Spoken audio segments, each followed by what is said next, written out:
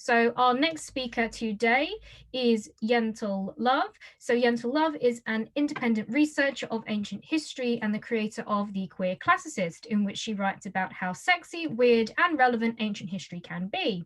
She has a first-class undergraduate degree from Cardiff University in ancient history, with a speciality in ancient Persia and Eurasian nomadic societies.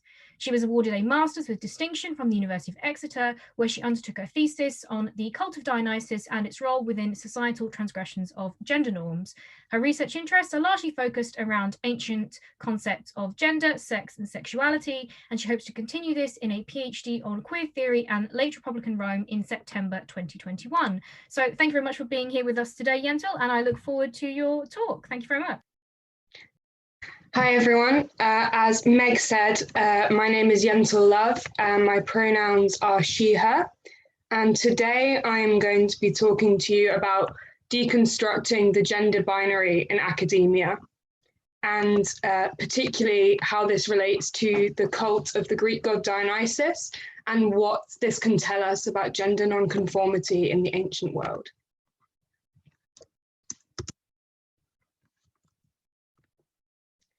So firstly, a brief introduction to this topic. This research stems from my postgraduate thesis, where I was looking at Dionysus and his worshippers in classical Greece, and particularly in what the cult of Dionysus can tell us about gender nonconformity.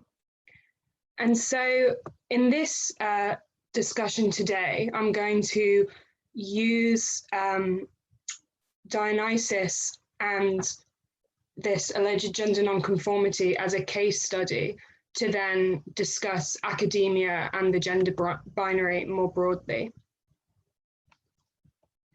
We're then going to talk about how traditional scholarship has really refused to consider non-binary identities, before finishing by talking about how we can proceed as researchers in this field, particularly in regards to tackling cisnormativity and promoting alternate scholarship. Just a brief comment on my terminology. I will be using non-binary as an umbrella term in order to refer to genders outside of the male-female binary. This is going to be inclusive of identities such as genderqueer, gender non-conforming, and agender. Finally, just a note, I will be quoting throughout this presentation from Euripides' Bacchae, and the translation that I'm going to be using is by George Theodoridis. So, to begin, Dionysus and gender identity. How can we consider gender identity in the ancient world?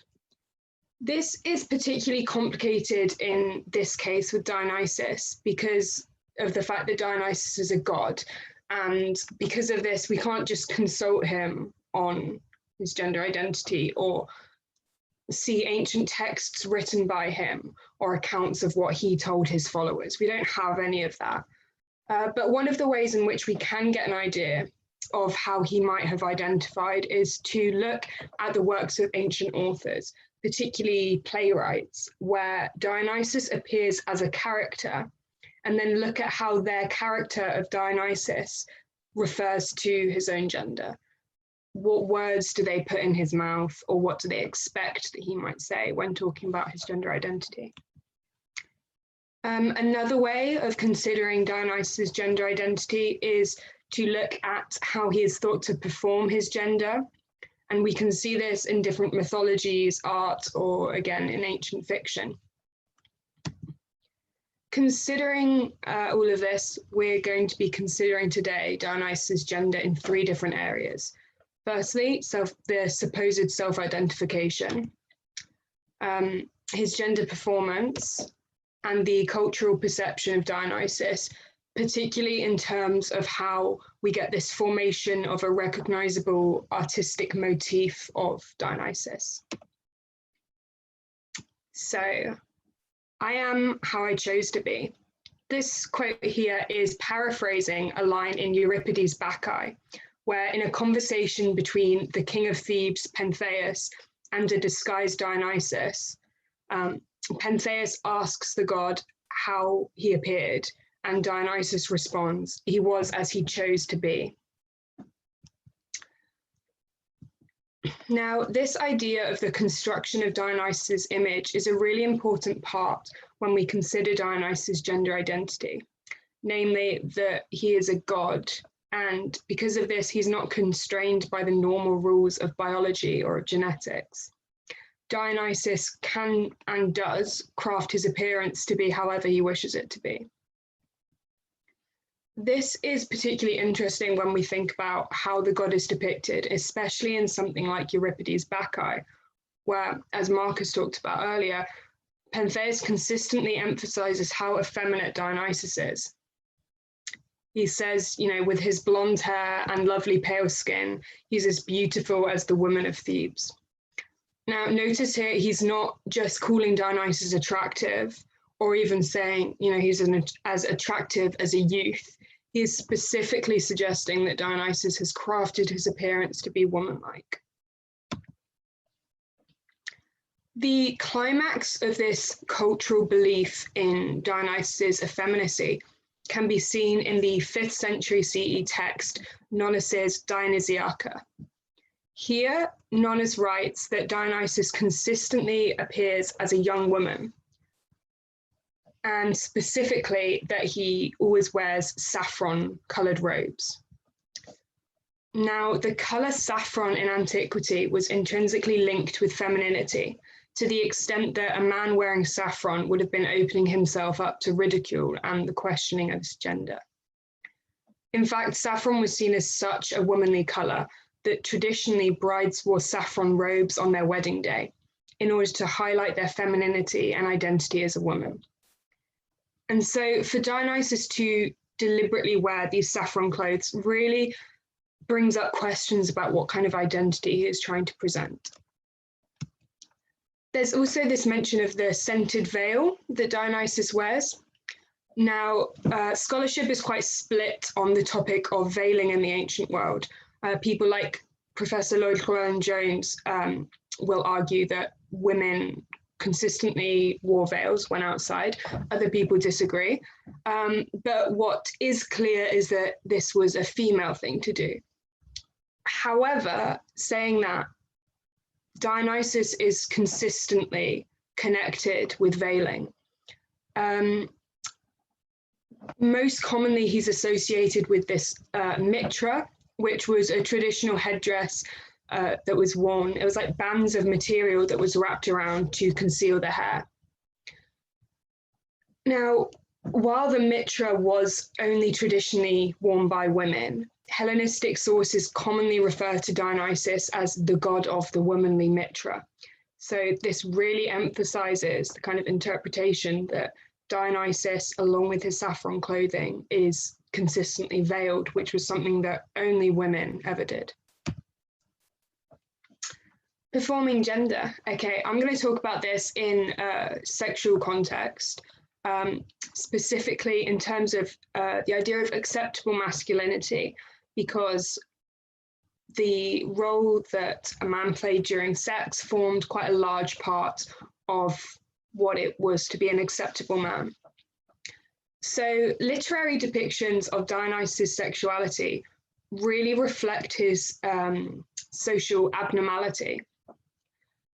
While homosexual sex wasn't considered a deviant behavior for adult men in classical Greece, the practice was strictly regulated. Adult men ought to reflect heterosexual sexual norms, playing the active role, i.e. the penetrator, while their partners, normally youths, were expected to be both passive and often reluctant participants. Dionysus' departure from this acceptable masculine behavior is emphasized throughout Aristophanes' Frogs, a play in which Dionysus descends to the underworld and spends a lot of time with the character Heracles.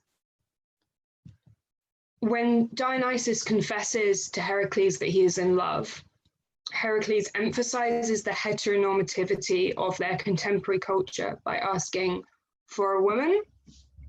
When Dionysus responds negatively, we see him revert to the only other acceptable form of sexual attachment for an adult male, then for a boy. Dionysus' response of know, unluckily for a man, really emphasizes his perceived sexual abnormality. Particularly, this is emphasized considering the object of his affections is Euripides. Now, throughout the play, they've commented that Euripides is an active lover, whereas Cleisthenes is a passive lover, and Cleisthenes is a character we have encountered previously that Dionysus turns down and says that, you know, he would rather, Euripides is the one he's in love with. And so here it really emphasizes the fact that Dionysus is thought to take the passive role during sex. Another one of the narratives surrounding Dionysus focuses on his relationship with the mortal man Prosymnos. Now, for those of you who don't know this story, to put it briefly, Dionysus gets given directions by Prosymnos and agrees to have sex with him in return for his help. Unfortunately, by the time he comes back to fulfill his end of the deal, Prosymnos is dead, but Dionysus isn't one to let a little detail like that stop him. So he carves a phallus from wood and does the deed by himself on Prosymnos's grave. As weird as this story seems, it was celebrated all over Greece. We see shrines in Prosymnos's honor and a ritual event called pole sitting in celebration of Dionysus's self-penetration on behalf of Prosymnos. Finally, in terms of gender performance, in classical Greece, gender relations are idealized as having a hyper-masculine dominant man and then a submissive wife. Now, we have this really interesting passage by Xenophon, which tells us that the Athenians carried out a ritual marriage of Dionysus and Ariadne, which really turned this upside down. Ariadne would enter, be paraded in on a throne, after which Dionysus would come in and sit on her lap. So clearly here there's some aspect of gender ambiguity where Ariadne is being portrayed as the dominant, powerful figure in this marriage, where it would usually be the husband. So, in regards to the cultural perception of Dionysus' gender, as we mentioned, we have this idea of Dionysus being a very passive figure in what would seem to be an atypical demonstration of masculinity. In Dionysus' mythologies, we can also find this repeated story of his childhood, where he was allegedly raised as a girl and spent the first portion of his life socially performing as a woman. This story may have led to the adoption of various cults of Dionysus that we see across Greece, such as Dionysus the Womanlike, the man-woman, the Orphic hymns Two Formed, or male and female Dionysus, and Dionysus Pseudonor, or the false male. This last one in particular was celebrated in Macedon and around certain areas of Greece as a kind of liminal figure that marked the transition through puberty and was normally worshipped through ritual cross-dressing. The characterization of Dionysus throughout mythology also emphasizes his links with femininity, particularly in his irrationality and highly emotional nature, which were both thought to be key traits of womanhood, but also in his cowardice. Multiple texts focus on his fearful nature, the earliest example of which comes from Homer's Iliad, where Dionysus is challenged by the mortal man Lycurgus and immediately retreats and hides behind the goddess Thetis' skirts. See, men in ancient Greece were supposed to be courageous, to have Andrea, courage, and anything less than this was to be considered a woman, as Dionysus frequently is. To briefly touch upon artistic representations of Dionysus, we get this really interesting change in the portrayal of the god from the archaic period, where we see depictions of Dionysus appearing just like traditional male divinities, so with a big beard, a muscled body. And then as we develop into the classical period, we get a completely different Dionysus emerging, which then becomes the standard. Slim, effeminate, almost prepubescent in what some scholars have termed an asexual depiction, which really demonstrates the fact that his relationship with his maenads, or the female worshippers that surrounded him, was never considered to be sexual. This is a great example of that new form of Dionysus. This image is a red figure Hydrea, which is attributed to the Niobe painter, and it depicts Dionysus in between two maenads. So Dionysus is the central figure here, clearly depicted as being much shorter than the women surrounding him, in a nod to this almost prepubescent characterization. But he also has the long hair and the long skirts that are traditionally associated with women. Again, here, this is an Etruscan mirror, and we see Dionysus depicted as far shorter than his mother Semele, who he's embracing. His body appears overtly feminine, even compared with the god Apollo, who we see on the opposite side of the mirror. And Apollo is usually considered quite an androgynous god.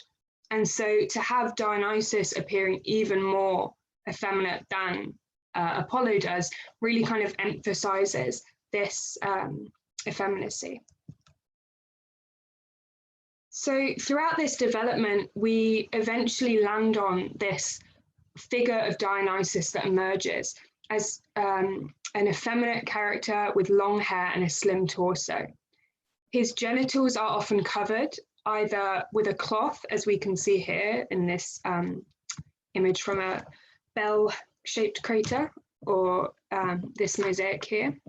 And here we can see that his genitals are covered between his legs. So either one, but generally we see genitals covered, which emphasizes this ambiguity of his gender. With all that we've discussed here, how can we consider Dionysus' gender? Can he be considered typically male? Well, Euripides refers to Dionysus as a polluter, suggesting he introduces a harmful or poisonous nature to his environment.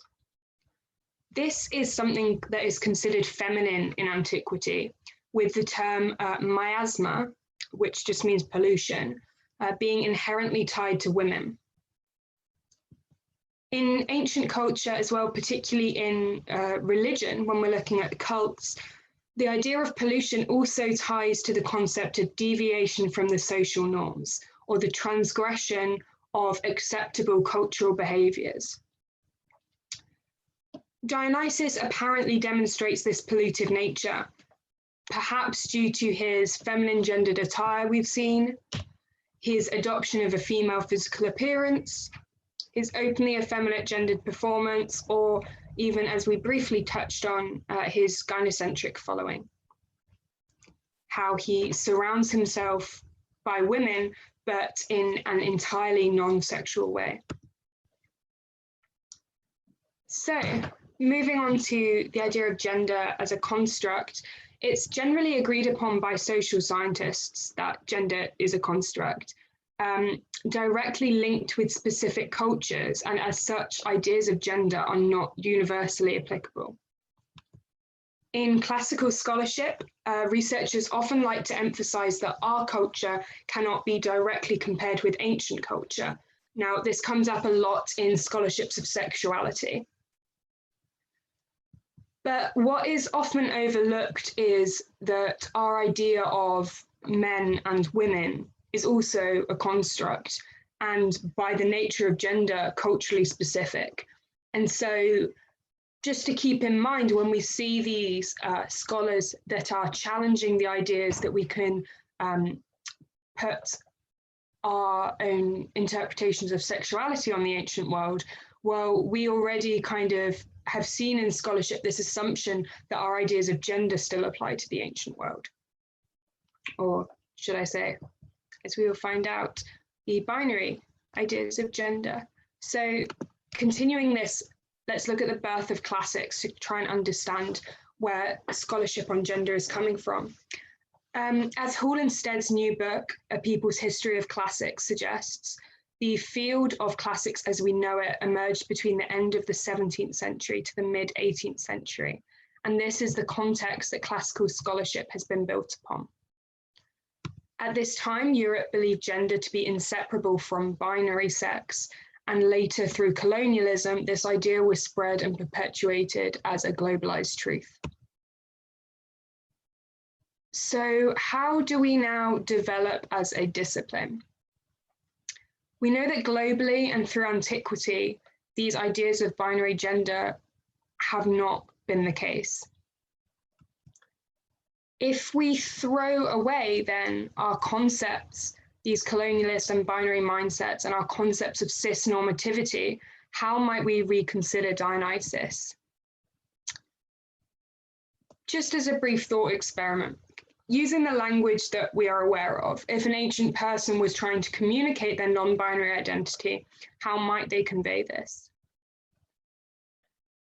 Edwards Leeper, Leibowitz, and Sanganvanovich, in their recent publication advising parents and guardians on how to best support trans and gender non-conforming children, highlight 4 aspects that we see young people commonly changing in order to better express their gender identity: their name, their pronouns, their clothing, and their hair. Well, we've seen in this presentation that Dionysus often takes these female epithets or associated names, such as the womanish, the false man, the man-woman, the woman-like. We also have this idea that comes up in the Orphic hymns that he was thought of as both a man and a woman, the bisexual or two-sexed.